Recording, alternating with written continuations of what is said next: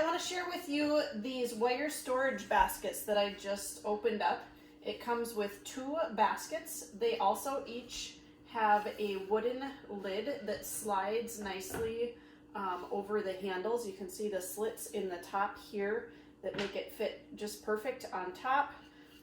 These tops can also be doubled as a cutting board to cut up your fruits and veggies.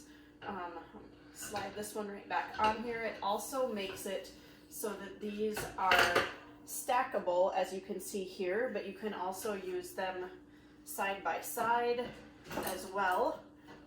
You'll notice the handles on the top make it really convenient to carry or move them where you need to go.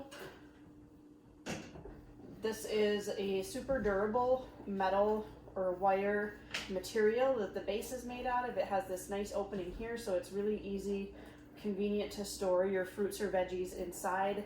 You can easily grab what you need out of there. These would also be great for potatoes, onions, any kind of produce, that sort of thing.